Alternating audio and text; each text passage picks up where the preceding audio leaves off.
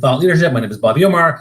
I'm a professional speaker by trade, and I'm with a couple other awesome speakers. And I often say, hey, I'm a 5-time TEDx speaker, and I do this and that. And now I have some, super uber TEDx speakers with me. And Drew and Blake I've known for many, many years. And we're going to talk about TEDx, authority building, storytelling, speaking. And and if you don't mind, we're gonna catch up because we haven't talked to each other for a long time. So this is actually a bitter reunion. How are you guys doing? Doing well. This is the part where one of us talks first. Yeah. we're gonna go back. We're gonna go back to that pandemic moment where nobody knows who to talk first, right? Yeah, exactly. Well, I think it's a conference call or a Zoom. Luckily, you guys, your videos are on. So those who are listening to this live stream, we're streaming pretty much everywhere. Like it's on LinkedIn for the most part, but it's going to Twitter, it's going to Facebook. And then it's also going to some of their Facebook and LinkedIn posts as well. So you guys can ask us questions. You can, the first thing is let us know where you're from. Are you if you are if you're listening in, let us know where you're from. But you have questions for us. Right now we have among us 22 TEDx talks. So that's right, Angie. Is Drew the lollipop guy? He's the lollipop guy. I know. So there you go. See, people are knowing who you guys are. So tell us where you're from. Where you're calling in from? Is it North America, South America, Latin America, Africa, Europe, Australia? Any one of those places could be part of this conversation, and you can ask us questions. What I'm going to start off with is I'm going to talk about. I just want to get into actually where we met, which is an Angie's from Calgary, Alberta. We met at TEDx. So my first ever TEDx event was called TEDx UWO. And what I recall at that time was I was nervous about TEDx because I didn't know what it was. And when someone invited me to speak, I was like, oh, what is TEDx? And I looked it up. It's like, wow, look at all these famous politicians and leaders speaking this thing. I guess it's kind of a big deal. I better do a good job. And they said I had to come up with an original talk. And I was like, what? And with minimal slides. Oh, I love slides. What do I do? And 18 minutes, like, what? Show is so short? And I was really nervous. And that day I practiced my talk 30 times, which for me is pretty uncanny because I don't typically rehearse my talks that much. Once I have the structure of my PowerPoint, I'm good. And I rehearsed 30 times. Every single time it went terrible or I screwed something up. And then I saw it opened up with Blake, and Blake started. And I'm not sure, Blake, was that your first one or was that like a couple in? First one, yeah. First one. Oh, so it was your first one. And Drew, I'm not sure when it was yours because I know you'd already done all Lollipop at that point. Is that right? Yeah, I think it was the second one, wasn't it? I think it was the second. It was my third, actually. Okay. Yeah, I did a TEDx Toronto for the first one, and then I did a follow-up to that. And then I remember because UWO was my first university one. Okay, yeah. So then Blake comes out and he tells this whole story with the guitar, and we're making a band, and he started drumming, and I was like, and then he's like, boom, welcome to TEDx. And I was like, damn, this guy is good. It's like, oh, and I was like, wow, how am I going to compete with this guy? And then I'm not sure when Drew went, but then Drew went before me, and I think he went maybe somewhere in the middle. And then Drew goes, and I was like, oh my God, this guy is amazing. Holy cow. I was so nervous. And after that, I was super nervous. And never again, when I did TEDx after that, did I go near the end. Because I was like, because I went on like 5:30 p.m. I was like, I never want to go at the end because I was so nervous. And so I kind of wanted you to share, your experience of that first time we all met. Like, you fire away. You were the host, my friend. Yeah, that's right. You're the host. So you go ahead. Oh, okay. Well, what I do remember is that I stayed at a buddy's place in London, Ontario the night before, and I bought my shirt for $3 at Walmart. So that was, I was excited about that. It's like, okay, $3 shirt. Let's go rock this thing. And I also was very new to this TEDx thing. I'm like, I don't know. Apparently there's a lot of cachet to this. And I was super nervous about that, but also really pumped to be the host and the first speaker of the day. And some specific moments that I recall are, I have never seen someone create such a sweet, welcoming, bonfire-esque networking circle in my life as I had seen Bobby Umar do on the first break at that event. So my very first memory of you, Bobby, in my life was I literally saw just like a circle of smiling people in the lobby on the break, and you were just there like brightening their existence. That was literally my first memory of you. And then what was super cool is that I was so pumped to see Drew speak, because at that stage in our careers, Drew and I were like sort of budding friendship mode. We had like emailed a couple times. We met in person sort of once. We were always kind of following or going before the other guy at some like university circuit keynote things. So I was so excited because to me, Drew was a familiar face at that point, but still an early days friendship. So to get to welcome him side stage and like introduce him on stage and watch him rock it on stage and then like sort of high five as he was walking off, it was a chance to deepen the rapport and develop that friendship with Drew even more. So it's awesome because then each of us did some things collaboratively and individually in a huge way since then. But those are some specific memories and moments from that day for me with you guys. I have no memories of that day. No, and it's not because it wasn't memorable. Let me be very clear. What I mean by that is that as a general rule, I remember nothing from any of my TED days. Like I was thinking about it, Bobby, when you said, let's talk a little bit about some of those experiences. And all I remember is terror. And it doesn't matter how many. I really have no real memories of TED events, except I think maybe when I was hosting one of them one year. But Blake, it's funny when you say budding friendship, because what I do sort of remember is I think we may have crossed paths very briefly at the TEDx Toronto event where I did the lollipop talk. But then I think like 3 days later, I got an email from Blake that just said, in a year's time, we are going to be best friends. And I remember thinking that is one of the best ways of opening an email that I could ever imagine. And that's actually what started it, man, is that you just emailed me out of the blue, said, I met you very briefly at TEDx Toronto. In a year from now, we're going to be best friends. And you know what? The thing about Blake is that, and I've said this a bunch of times, is that Blake, more than almost any speaker I know, actually lives the stuff that he talks about on stage. And so that to me is the big memory that I have, is that was the first time I got to meet you. And Bobby, I heard about you before I went there, and we hadn't met yet, but it was you were connected with Shad. And one of my students had gone to Shad and knew you really well and told me that I had to make sure that I saw you. So my only real memory of that time, because I was so scared, I'm always so scared, was Bobby had a teddy bear.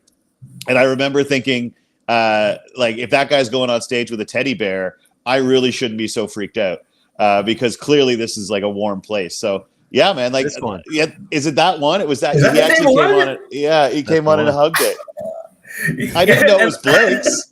Blake, was that your teddy bear? I didn't know that was your teddy bear. I tell the story about what happened. My first TED Talk, I was super nervous. I'd already seen you. I'd seen Drew and Blake do masterful TED Talks. I had to do a good job. I knew the branding required of this. And so I was pacing back and forth. I saw this teddy bear and I asked if I could grab it. And I'm not sure I asked you, Blake, or maybe someone backstage, but I said, can I borrow the teddy bear?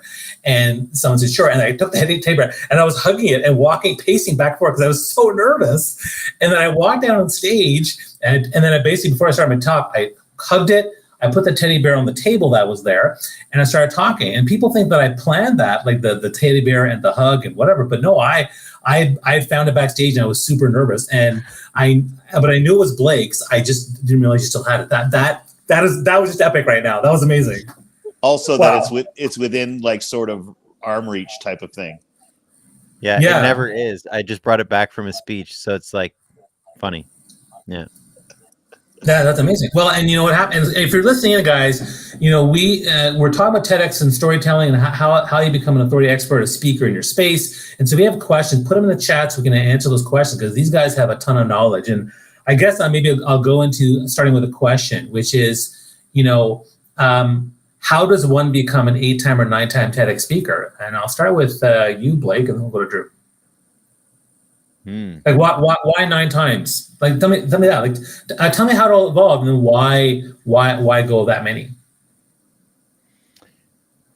Well, I find that as a professional speaker, sometimes this thing happens where people sort of feel like they can't participate in certain experiences because now they're like a paid speaker.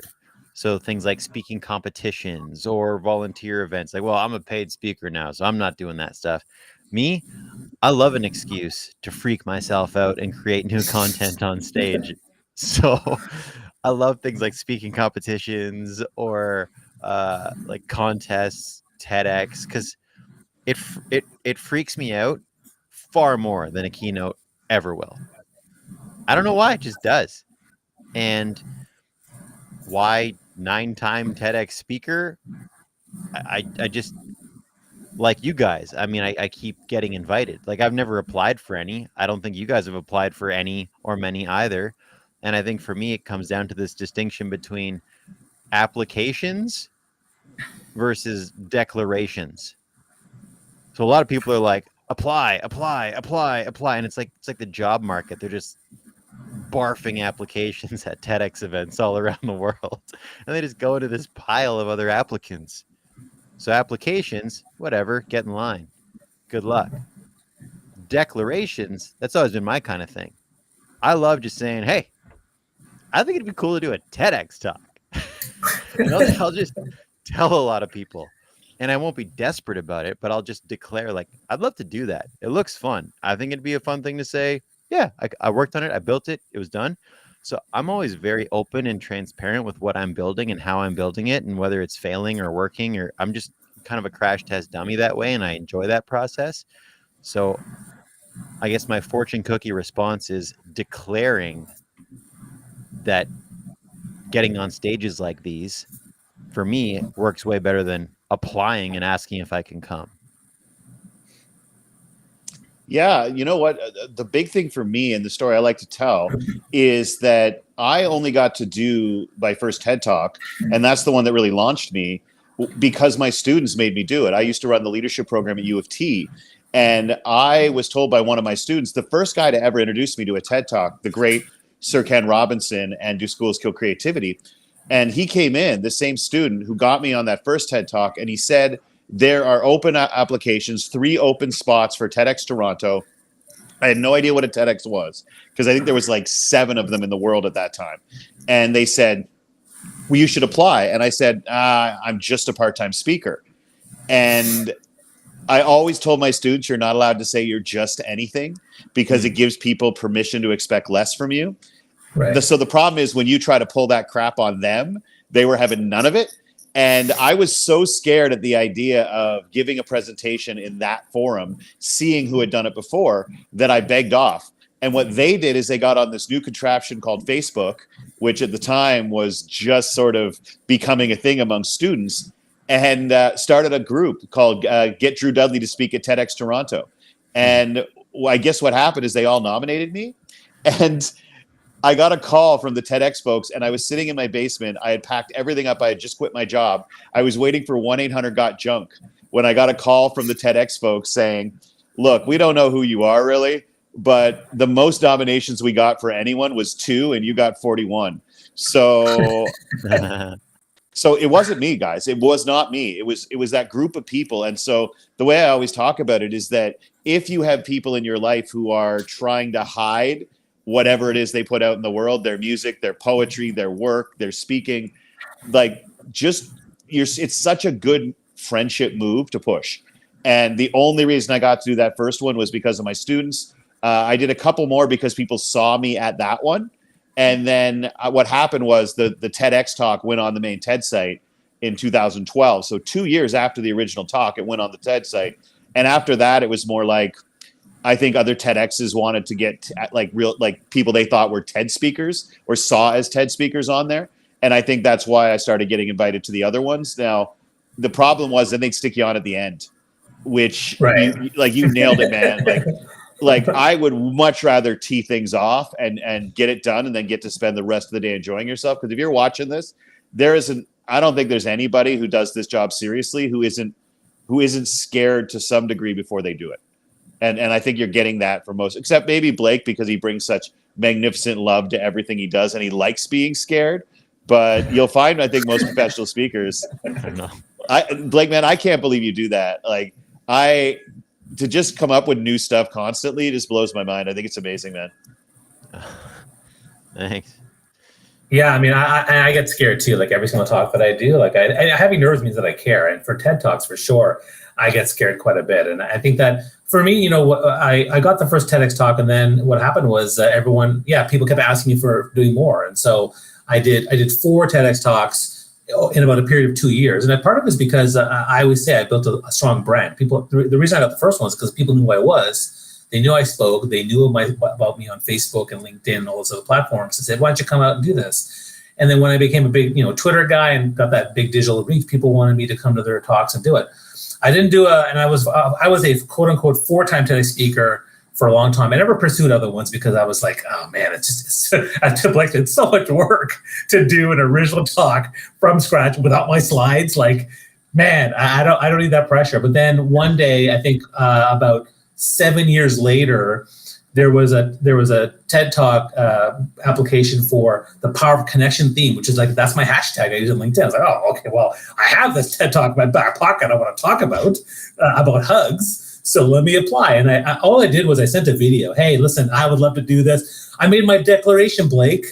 And then they called me the next day and said, hey, can you come and do this? And so, and of course, preparing that speech was, again, just oh my God, what a monster that was to prepare that speech. But it went well. So, part of the reason why we're doing this conversation is to talk about, how TED can also propel our authority and help us become experts. I mean, can you guys maybe start with you, Drake? Can you comment on how it actually helped your brand and how it helped you become known as an authority expert to, from what I saw, your speaking career really took off with the help of with a bit of TEDx. Yeah, without a doubt. And I think what really happened was it was just a testament to the power of a story is what really popped up with me, because I'll be straight with you. I've watched that TED Talk that I did, the first one, I think 8 times in total in 13 years now, because I hate it. I hate the story because I still tell that story, but I, in my mind, think it's delivered so poorly from a speaking perspective, because I talk really fast and I don't actually pause for 1 second. I don't even take a deep breath. I've actually had people tell me that they use it for their ESL classes, because if an ESL student can follow that talk, it means they can follow English because I'm speaking so quickly. And so what happened was, in some ways, my friend, it actually sort of pigeonholed me in some ways to do this talk about the lollipop moment, which, I'm not going to rehash here, but ultimately it gave this impression that I was a motivational speaker who told, cute little stories. And in reality, what I was trying to do, or what I wanted to do, is position myself as an authority on practical leadership, value-based leadership. But it was this one story that I told at the end of my full keynotes that became the TED Talk. And what happened was, I've been the lollipop guy ever since. And I'll be honest with you, for a few years, I fought back against that. And then I started to realize this, for what it's worth to anyone listening out there.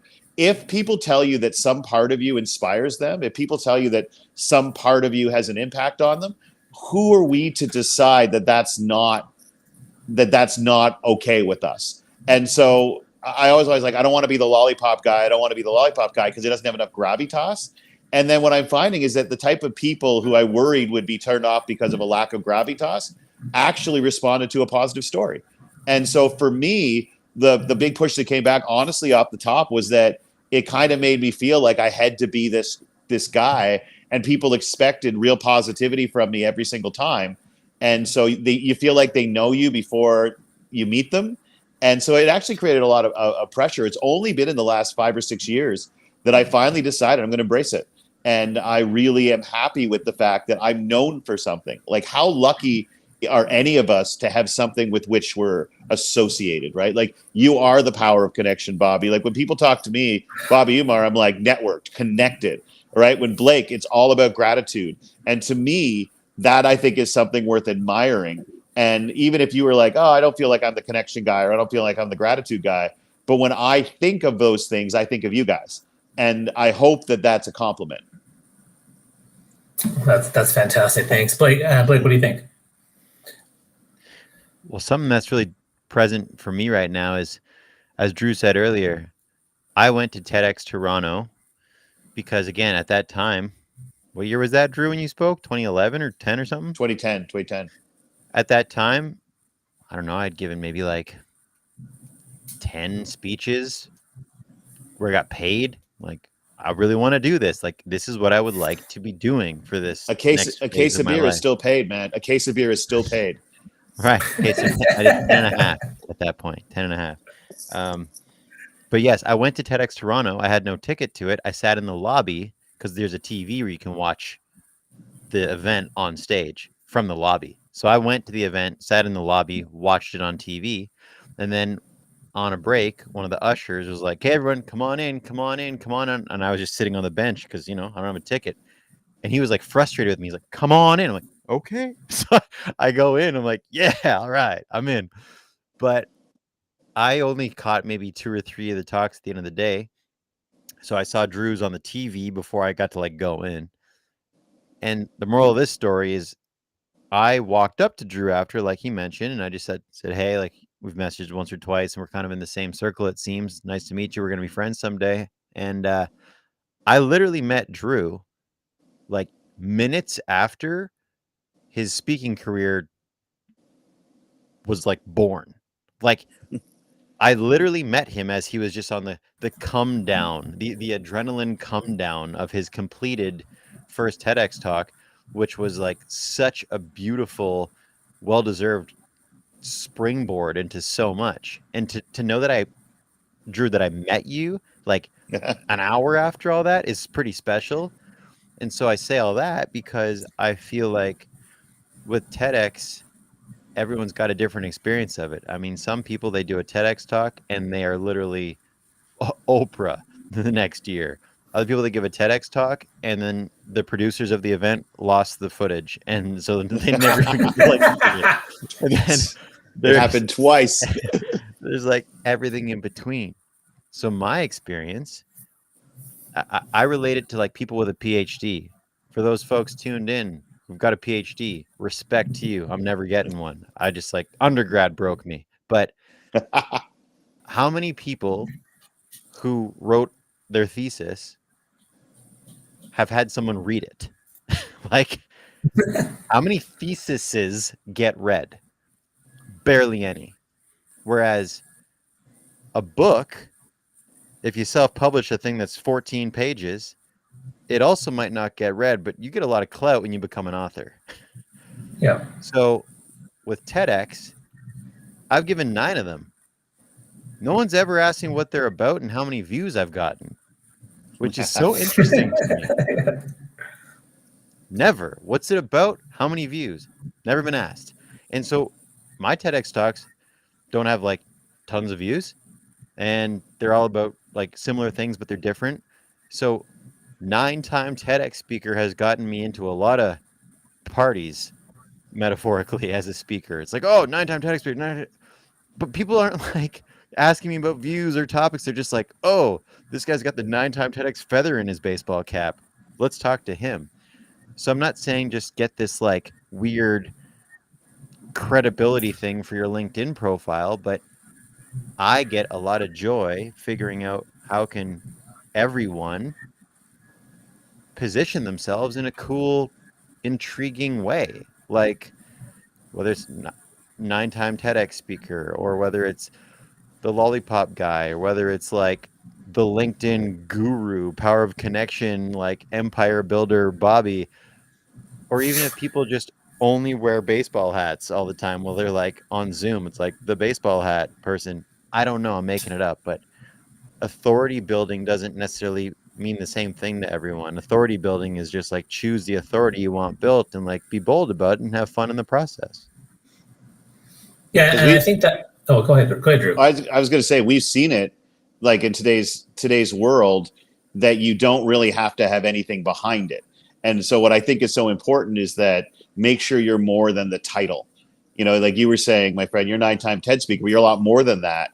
And I think that we're seeing in the world, you've got is it George Santos or whatever his name is? Like you just cloak yourself in credibility that isn't necessarily actually there.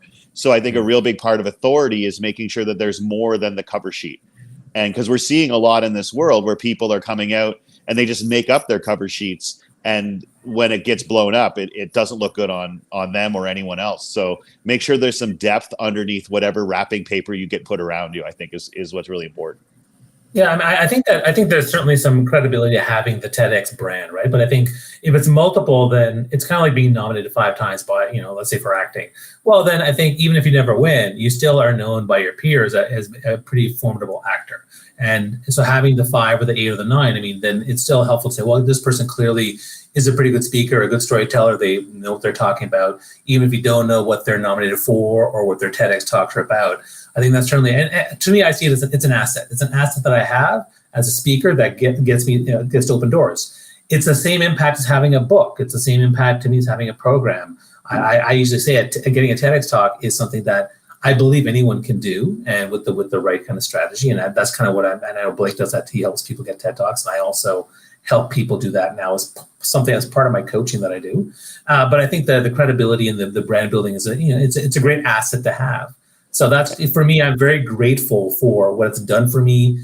For me, the 2 things that has helped my life as a speaker become more fulfilling has been TED Talks, the multiple TED Talks, and my digital presence, because both of those things have got, when people find out I've happened to follow on Twitter, although they're slowly going away because of Elon Musk. Ever since Elon Musk took over, I had 518,000. I've now lost 20,000 followers, like 200 every week for like a year. It's kind of crazy. But anyway, but still, having all those followers got me a lot of speaking gigs. And having the TEDx talks got me speaking gigs. Now, if I had a series of books, which I don't have, I did the minimum 25-page book on Amazon and I published it. But if I had more books, then that could also help me too. So I think that's why TEDx is really, really great for your brand or building expertise around who you are. And I want to comment to people, guys, if you are listening to this and you have questions, right now the feed, I can't seem to look at the feed, but there were questions. I see feeds on LinkedIn where people are asking questions, but I don't see them in the Restream feed. But if you have questions or you want to share something, by all means, put your comments in the chat box so we can take a look at it. We'd love to actually see it. Blake, what is that? What are you holding up there? Someone who went all in on the author journey. My good friend Drew Dudley. And one of the coolest book writing experiences ever was the way he did it, which is he literally gathered a team of people he trusted at the rough copy stage of development to say, I'm going to write this book. It is daunting and it is my own Everest. So I'm going to get a few people in my corner to kick this journey off. And I got to be there, and it was amazing to see it go from like concept to this glorious piece of literary awesomeness. So I basically just a show and tell guy. I got stuff, guys. I can show you. Hey, I got to tell you, if anyone's watching here, once in your life, you've got to do an intellectual wedding. That's what we called that, because I'm not married, right? So what I did is I got 12 of my best friends together to do a weekend of exercises to work out, to pull some stuff for the book. But mostly we commented, it's my intellectual wedding, because how often in your life do you get to bring all the most important people, your favorite people together? And you usually do it just at your wedding. But because I didn't get married, or I haven't gotten married yet, I just invited 12 of the best minds that I knew up to a retreat. And every one of you out there, come up with a reason to ask your intellectual wedding guests to come away for a weekend. Just pick something that you're struggling with and just tell people, come, let's do a weekend. We're going to hack through this together. Man, one of the best experiences of my life. And Bobby, I'll mention this too. When you talk about authority for any speaker out there, whether it's TEDx or something else, it doesn't matter how much they're paying you. If they have a multi-camera setup with good audio and an audience, do it.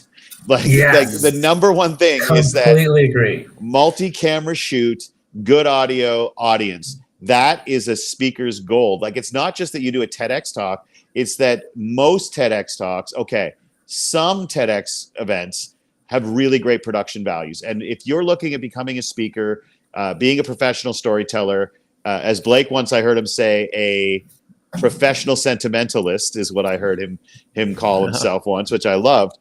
Make sure that you find that opportunity to get a really good video with multi-camera and an audience in it. It's absolutely gold. It's really expensive, and that's one of the best things about, if you're like, oh, is a TEDx talk really worth it? Forget the clout, forget the 3 red letters. Focus on the fact that if you can get that, and if you can do it at other events, do that too. Completely agree. I tell people that the branding is one thing, but getting the video is fantastic. When I had my video, it was the best marketing tool I had to put myself out there. So yes, and that actually reminds me of how to identify when TEDx talks that you get accepted into are maybe not that good. So for example, of the 5, 2 of them, there is no videos of those things ever. And because it was not really the best organized TED Talk. In retrospect, maybe I shouldn't have done that. I don't know. But, maybe I would ask you guys, how do you know if you get a TED? And also, I say I'm a 5-time TEDx speaker, but I'm also a 3-time TEDx rejecter. Been asked to do 3 other TED Talks. And I said no, I turned them down. So I want to ask you about that. Like, how do you identify it? Maybe you should steer clear from this TED Talk invitation. Blake, my man. Let's go, Blake. Sorry, I should ask for one person. I'm a little bit of a hybrid on this one because, as I said earlier, I really get excited to create a thing. And so, like, I have some friends where it's like, oh, if I'm seen at that event, like, it'll just like blow my brand, like in a bad way. Just like, oh, I can't be seen there. Like, oh. So I'm not saying I would do everything, but if I actually feel pulled to create something and like use it to build new content or stories or thought leadership, I'd probably just storytell the whole journey. Meaning like, hey, I just said yes to this event that's happening in a cow field. There's actually not even any internet. And I don't know if anyone's going to be there, but I'm working really diligently to build my talk. Like I'd storytell the whole journey and then the delivery of it. Cool. Yeah, that's a piece of the puzzle. But I think an easy assessment is just like asking a couple basic questions of how many cameras will be there and like, is the audio feed direct to camera or not? Like those kinds of questions, not to be a jerk, but that kind of question, if they're like able to answer it easy, okay, you're dealing with some pros. Whereas if they're like, well, my mom's driving me and she's going to bring her iPhone 4 but she doesn't use it anymore, then that's also a hint of like what we're kind of working with in the wings of the stage. Drew, what do you think? About 3 things. How many times have they done it? Is one. Try to avoid first times if possible, just because that's where a lot of the kinks work out. Plus, they're usually a smaller group to begin with. So, how many times have they done it? Can I see the videos from last year? I think honestly, just looking at previous videos tell you all you need to know. I did 2 events, neither one of which probably might surprise some people that I said yes, but I looked at their videos from previous years and they were dynamite. And so for me, like Blake, people saying I don't want to go to that because it might hurt my brand. I'm kind of with you on this, which is I once heard Chris Rock say, if you have to drive 4 hours to do 5 minutes and get paid $50, you do it because that's what you have to do to make your craft, like to become someone who has mastered their craft. But what happens is if you're going to put in the time and the effort to do a talk that you really do want a video from, how many times have you done it? And can I see last year's videos? And where is it? And those 3 things will probably tell you all you need to know. If it's in a gym, God help us all. But basically, is it in a multi-purpose room? Is it in a theater? If they're doing it in an auditorium or a theater, that's better. If they've had videos before, check that out. If they've had a few years under their belt, check those out. So those are the key pieces that I think are whether it's going to be worth a good investment of your time. Acknowledging that any time that you can get somebody's attention and they will give it to you is a gift. And so if there's 5 people there, I've spoken to 6 people at an event for which I was paid 5 figures. And there were 6 people there, which makes everybody uncomfortable, right? Because you're taking people's money. There's only 6. But how many people get 6 people to listen to them for an extended period of time in any given day? It's really a gift. And for anybody listening out there who's worried about whether or not you're going to get the big gigs, every gig is a big gig if you bring it. So I know that sounds cheesy, but the attention of 6 people is pretty amazing. Most people in the world don't get that. No, I agree with that. And I think the video question, I think, is a really good one. The other 2 things I would look at is distance before the event. So when I got into a TEDx event that was 9 months away. That was actually, that was one of the best, most organized ones I ever saw. The one that I accepted 2 months before, that also was not as good. And so the timing piece was, and the other part was, their social presence. So I said, do you have a website? They had no website. They had a Facebook page that wasn't working. I was like, okay, this is a little bit scary. So those are two things that, and then I want to comment on your point about, the show must go on. I'll tell a little story, which is, and I'm going to segue into storytelling in a moment. The show must go on. I once directed and produced a show of Pirates of the Penzance. Okay, and I actually was playing the Pirate King in this thing, and I was a director too. And we had this great production, and we decided to do a Friday matinee, hoping that maybe we can encourage seniors in schools to show up. But through our own disorganization, that didn't happen. There was 14 people in the audience in a theater of 450 people. And we had a cast of 35. So there's more of us on stage than there were and we're like, okay, listen, guys, it doesn't matter. These people have paid for a top-notch performance. Let us go and give it our all because the show must go on. So I just wanted to share that quick story. And there are a couple of questions that are coming up here now. We have Joey Himmelfarb. Who are your speaking heroes? And I'll let you guys think about it. And I'll actually go first because I saw the question for a while, so I had time to think about it. Two of my speaking heroes, number one is Gary Vaynerchuk. I just love his energy and the way he talks on stage and keeps it real. I also love his passion for kindness and compassion, empathy. I think those are two things that I strive to be as a speaker. That's one that really gets me.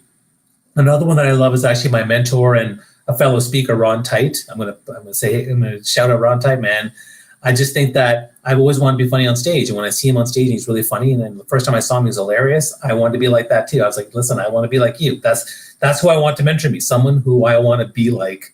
That's what it is. And then the third one I'll say is Malala Yousafzai, because there's such great power and vulnerability.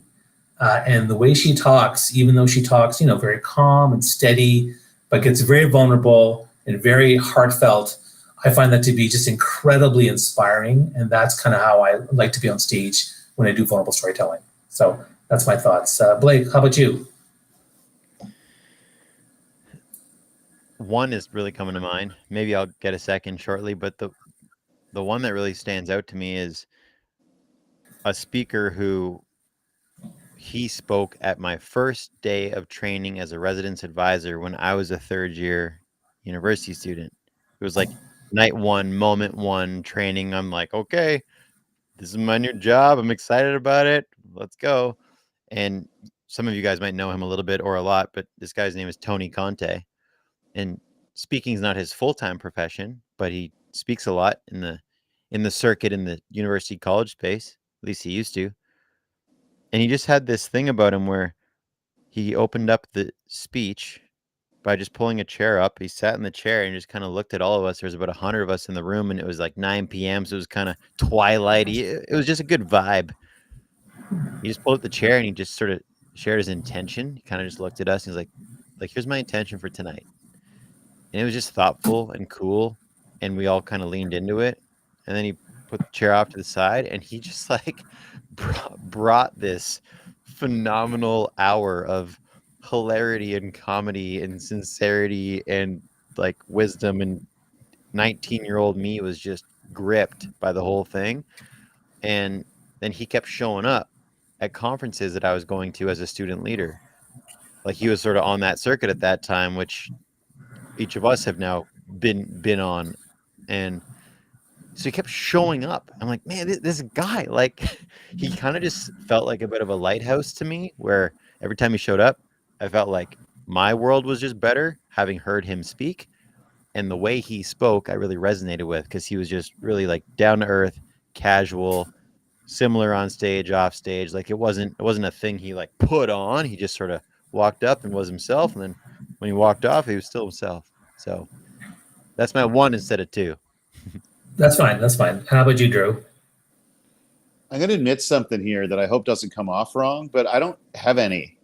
I don't listen to a lot of speakers because I find that, and I think this is the nature with a lot of people, is that when you watch other people, I know that people will say it's how you get better, it's how you pick up things. My problem is I start questioning who I am, and how I'm doing it when I watch other people do it. I do not like watching other people speak. I find it uncomfortable. I find that I start to judge myself. And so anyone who I would call a speaking hero is not because of their speaking. Blake is one of my speaking heroes because of the way he behaves when he's not speaking. And so, like, I've always talked about that. That's a reason I look up to you. I have individual speeches that have moved me tremendously, but I wouldn't say I have any speaking heroes. One, because, and I know that some people will feel that this is the wrong thing to do if you want to master your art. But I find that the more I watch other people do what I love, the more it drags me away from my authentic way of doing it, because I'm trying to emulate things that I think work for them, as opposed to simply focusing on what works for me and staying true to who I am. I have certain speeches, a lot of RFK's speeches. He gave one to the University of Johannesburg in South Africa. He did one the night after, or the day after Martin Luther King was shot, called "The Mindless Menace of Violence." But I know he didn't write those speeches. Blake, I don't remember his name, but he runs a youth speakers bureau now. And for years he was speaking on the circuit, and now he's sort of brought together a bunch of other young speakers. And I saw him speak at an event, and I remember I ran up to him backstage and told him he made me want to be a better speaker. Do you remember his name, Blake? I think you might have worked with him. Ship. Yeah, Josh Ship. He blew me away with a 10-minute speech. I went up and told him that he made me hate myself as a speaker and made me want to be a better speaker. Because once, one of the best compliments I ever heard was my co-host at TEDx Toronto, the first year I hosted, a spoken word poet killed it. And as he came off the stage, my co-host grabbed him aside. He said, "I hate most spoken word poets because I love spoken word poetry." And he just said, "I love what you did so much." And I think that maybe sometimes the reason I stay away from watching other people speak is that I don't like most speakers because I love great speaking. And so I know that sounds weird, but I figure let's be honest and vulnerable here, as Bobby would. I don't have speaking heroes except for people who they're my heroes and they happen to be speakers. And I think that's fair. I mean, we all have what motivates us, what fuels us.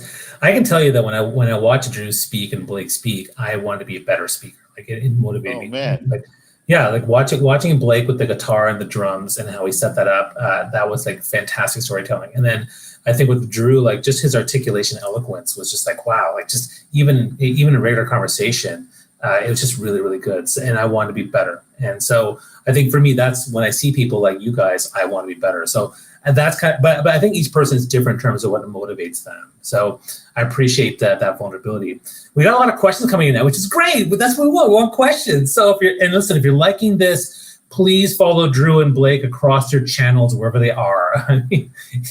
YouTube, Twitter, Threads, Instagram, Facebook, LinkedIn, wherever it might be. It's Snapchat, I don't know, wherever they are, follow them, okay? Make sure you engage them, ask questions, that would be great. If you like this to me is a great live stream, so you can share it on your channels as well, because the live stream will always be there on my LinkedIn profile. Another question came up is, what are the best way to find talks since TED kind of hides them? Anybody want to take that on? I mean, I'll go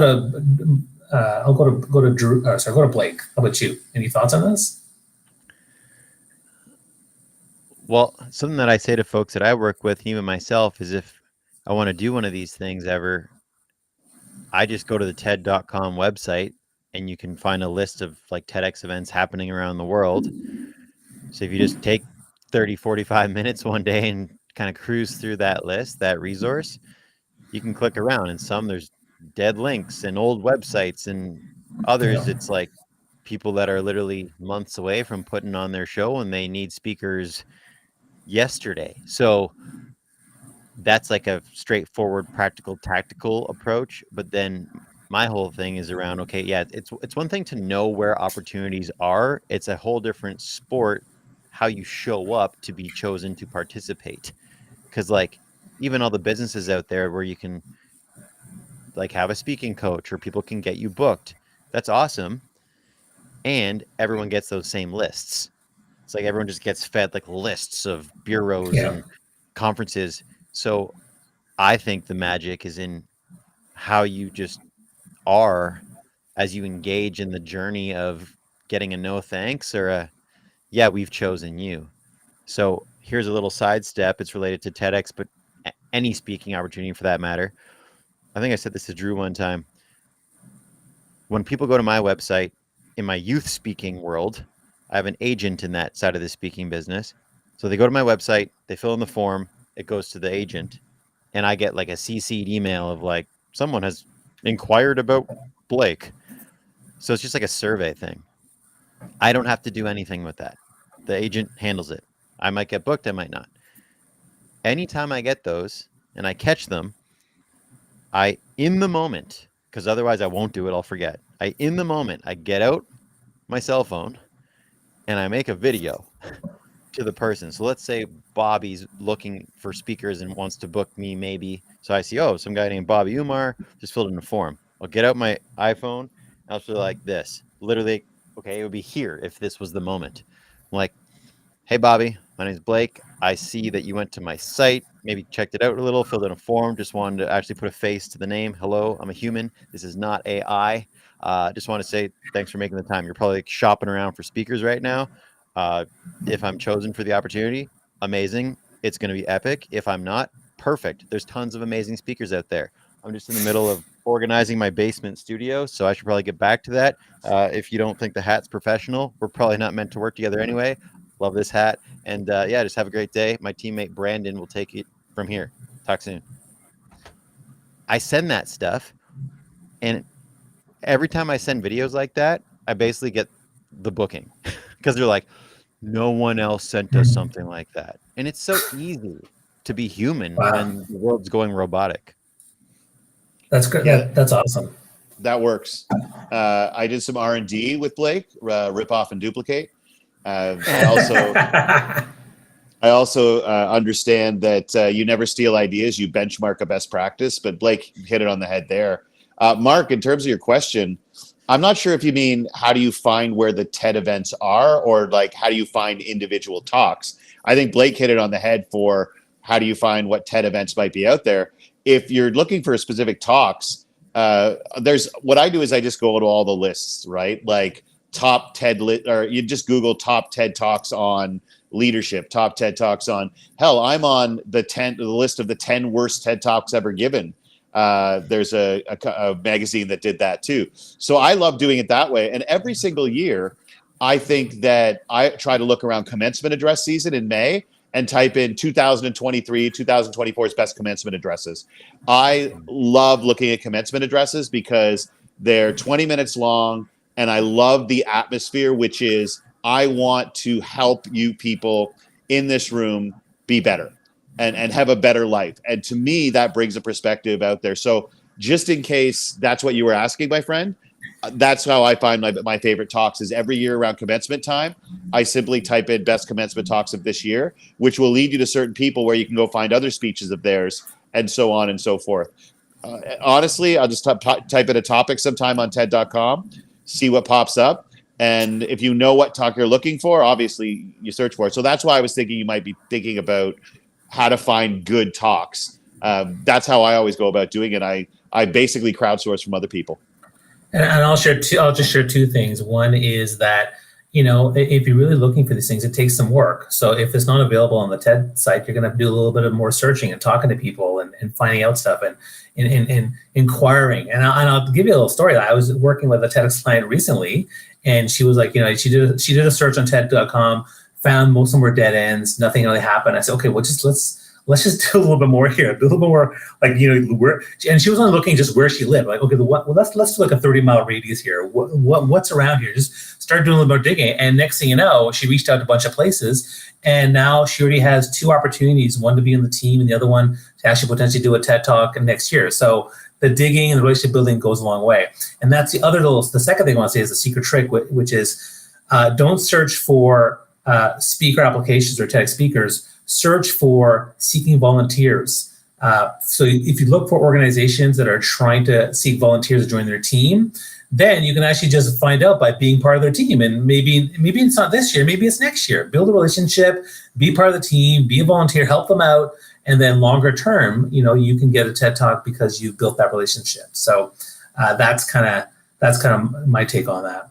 Now, I don't know how long you guys are going to stick around with us today, but I booked these guys because they're both busy guys, and we're all busy. So I do want to quickly talk about storytelling, because I think storytelling is something you two do very well. It's something I'm very passionate about as well, and I think I do well too. But actually, I'm going to start with a question, because there's a great question about this. I love this question. Given the cultural context where we are, what we are in today, what do you guys see as the most resonant stories that are connecting most of people today? What are we craving? I love that question. And so thank you, Michael, for that. Would anybody like to start with that one? I'll grab this one. Sure. You know, the first question I ask whenever I'm been asked to put together a presentation is, I ask, what are they afraid of? Because there are three things, if you talk about them, people will listen. Things that make them angry, things that make them scared, and sex. So if you talk about those three things, people will listen. The third one, I don't really have a lot of reasons to ever bring that up. But things that make people angry, things that make people scared, they will pay attention if you tell them stories. Now, what you get to decide is whether you're going to be a politician or a speaker. Politicians add fear to try to win. And I think leaders try to remove fear so that people can succeed. And so you get to decide, once you identify what is this audience afraid of, you get to then decide, what can I do to make them less afraid? And I think that people are seeking stories that address their fears and how they can become less afraid. In the TED Talk that I did first, I knew people were afraid to call themselves leaders. And so I asked myself, what story can I tell that will make people less afraid of that? So I think it's always the best bet to sit back, look at your audience and say, what are they afraid of and how can I make them less scared? And that's where you start with your stories. I love that part, because often when I talk about personal branding, I talk about your target audience, understanding their pain points and what scares them, what are their questions. So that's a great way to get going on that. Blake, what do you think? Oh, I guess this is the finale. I got to make it sound good. What came to my mind when I read this awesome question was, first, Drew's going to have a killer answer, which he did. So that was my first thought. And the second thought I had was just the words, like, our own story. I feel like sometimes speakers, they'll just go source a bunch of stories out there. Like, I'll go find some stories and like that will make up my speech. And that's cool. Whereas I think if we tell our own stories effectively and in a way that is relevant to the audience, not just us saying, so this one time, I find, for me anyway, that's the stuff that really resonates when I'm in an audience, when I'm hearing someone on that stage tell me their story, their experiences, their world. And truthfully, I sometimes find the simpler, the better. Like, people who went to Neptune twice in a day and came back, like, sweet story, but it's kind of tough to access and relate to.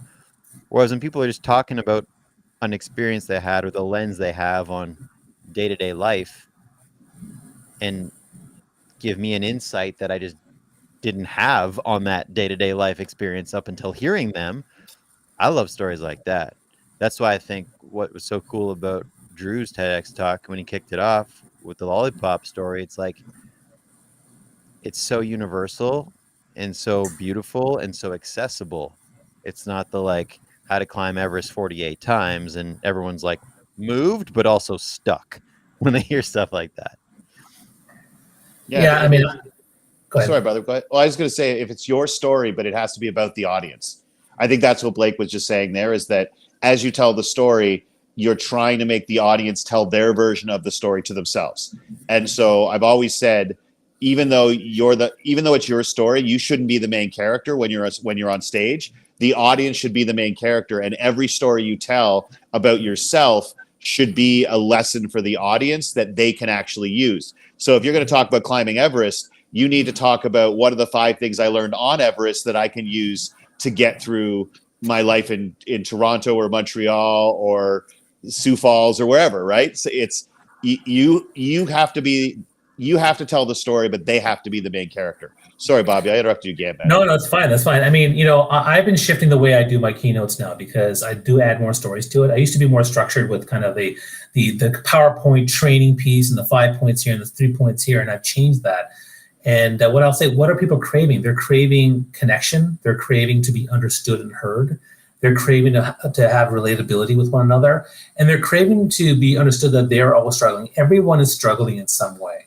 And so for me, when I talk about, I tell personal stories about my life, but I definitely will tell stories about the struggle, the things that are real. I mean, gosh, there's got to be a TED Talk out there now about the Zoom mute button and how people struggle with that for a couple of years. But I'm very open about being very vulnerable about everything in my life. Feeling like a shit parent, feeling like shit body image stuff, feeling like my diabetes and binging is out of control, feeling like I can't please my parents, feeling like I don't know how I'm going to handle this cross-cultural marriage I have with my beige kids and all the intersections that we're dealing with. And I do that on purpose because I know that vulnerability storytelling is what really creates deeper connection, understanding. And the person in the audience that's struggling will say, yeah, you know what? This person gets me because I struggle with that too.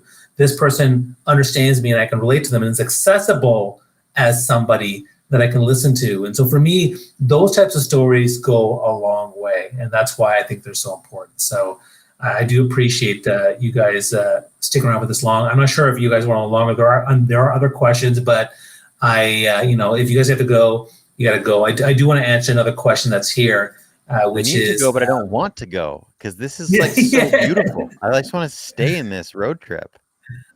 No, I appreciate that, Blake. But if you gotta go. Like I'm totally, if you have to go, then that's totally fine.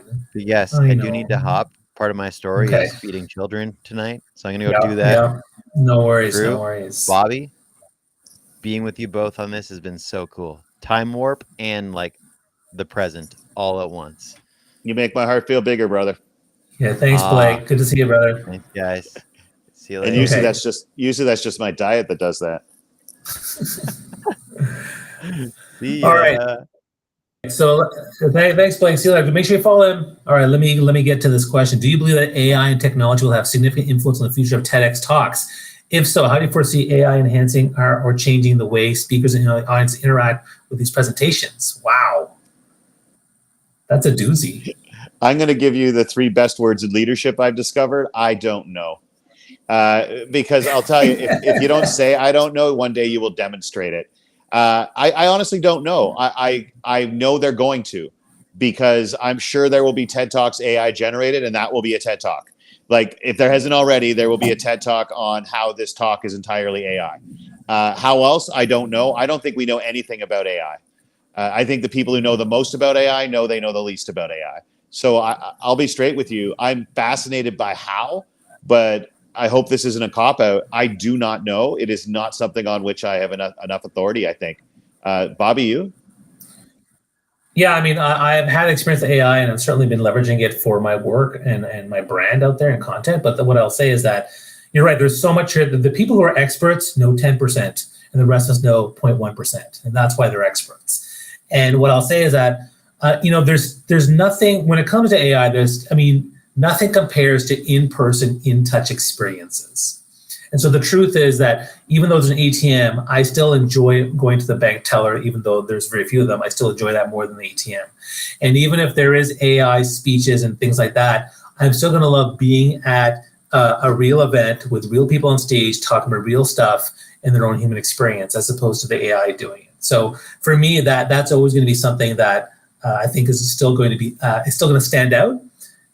Compared to the ones that are like that. And things will change, but I'm not sure how. You know why AI can never really be as good as live is because to create the best stuff, the most amazing speech, the best story, the most incredible music, you have to be broken or get as close to being broken open as you can.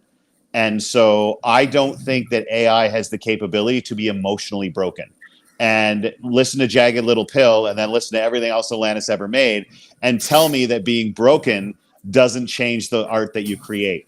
And because AI cannot be emotionally spent, can't be emotionally empty, can't be betrayed, can't be hurt, can't be jealous, I don't think it can ever create the same level of speaking and art that a real person can. Because I think you have to get as close to cracked open as possible to create what you really will.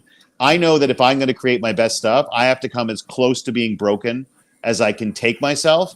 And if I don't create new stuff, it's because I can't take myself there. And I don't think AI can do that. Yeah, no, that's great insights. And again, thanks to Blake for being here, and Drew, thanks also for being here. This has been really great. For those of you who don't know, this is brought to you by the Thought Leadership Branding Club, and basically, I'm big on thought leadership now, and so I talk a lot about that on stage as well as on LinkedIn and everywhere else. And for me, thought leadership is about building your speaking, your storytelling, building your relationship building your mindset and confidence, building your digital presence, and having a strong personal brand. And so we have a membership community where we have weekly calls. We have a call every Thursday, Friday. We bring in guest experts. Tomorrow we have Rob Gilbert from Toronto is going to talk about avoiding icky sales tactics. And then on Friday, Joshua Lee's going to talk about AI, which is going to be interesting. So if you want to learn more about what the Thought Leadership Brand Club does, let us know. Check out this is streaming from our main company page on LinkedIn. You can learn more about it. Drew, tell us what you're up to next, and where people can follow you or where you prefer to be followed. DrewDudley.com has got all the links. I'm at Day One Drew on Instagram and I guess on Facebook. I don't have X/Twitter anymore. Sorry, Bobby. I'm one of those 40 or 25,000 people you lost, but not you didn't lose me. X or whatever the heck it's called, lost it. I feel What great symbolism for how the world is working. When you look at the history of Twitter, it's like little bird, X. So I think it really kind of captured how the world is working. DrewDudley.com is my place. And the rest of the fall, man, I'm just getting back in the swing of touring. So much time away from home, so many awesome opportunities. So like you and I are both, you can tell the hotel stuff behind us. We're doing our thing. Yeah. So yeah, my friend, my goal is to get back into shape, not just physical shape, but get back into the shape that you need to bring your best intellectual performance every time. And I'll tell you, if anyone else is struggling out there, look, we could say the pandemic's been over now for however many months. I'm still struggling to do the thing I was born to do. So if you're struggling with it, look, we're all doing it. We're all struggling to get back to our full speed, feel like we did before. So forgive yourself for what it's worth. I really appreciate you saying that, Drew, because I mean, that I've also been on a weight journey my whole life, and I was doing quite well before the pandemic hit, and then everything just went down the shitter, which is what I call Twitter now, because of the X, right? So, but this is a side with it. But yeah, and I gained all the way back, and getting back into the speed of things has been really tough. I've been having a hard time finding momentum. So that's, again, everyone here is struggling with different things, and if you're willing to put it out there and to share your story and talk about it, everyone here can with community, with conversations, with connection, and with storytelling, you can actually connect with one another, share ideas, and also, I mean, I think everyone can get a TED Talk, because I think every person has a story to share and an idea that I think I'd love to hear. So that's why we do what we do. The story is the basic unit of human understanding, right? Like, take a look through human history. That is the basic building block of everything that we've ever created. So, and tell your story. Like you just said it, my friend. You don't know when it's going to land on somebody. Like, I mean, after, I lost my girlfriend a few years ago, and I didn't cry for weeks afterwards. It was just such an overwhelming feeling. And then I'm driving along listening to The Moth. And look, if anybody here isn't familiar with The Moth, before we go, we got to tell you to listen to The Moth if you want to become a better storyteller. But there was a woman who was telling a story, and one of the lines in the story was, grief is just love coming face to face with its oldest enemy. And I had no idea that I needed to hear that. Wow. It broke the dam. I pulled over. I cried for half an hour because that person told a story 2 years earlier. She had told that story, and now it was on the podcast, and it helped some guy driving through Idaho. So whatever your story is, folks, put it out in the world, because you may not think it's important, but the biggest gift we can give other people isn't to make them say, oh, wow, I can't do that. I can't do this many TED Talks, or I can't give a speech, or I can't create that piece of art. We're taught to do that, but the greatest gift we can give other people is to make them look at us and say, I thought I was the only one. Like, man, it. Like, I thought it was. You're not the only one, man, who put the weight back on. You're not the only one who now you're supposed to go back, and because we did it again, right? My next tattoo, Bobby, is just going to say, you were younger the last time you tried that. Because I think I need to be reminded of that every time I want to go for that hike, every time I want to do that, go back to the gym, every time that I want to lose weight. You were younger the last time you did that. Have a little bit of compassion for yourself. Forget self-care. Don't forget self-care. But self-compassion will overcome most of the stuff that beats us down, man. I love this. It's turning into a more vulnerable, deeper, on a deeper, darker live stream. This is good, and I appreciate it.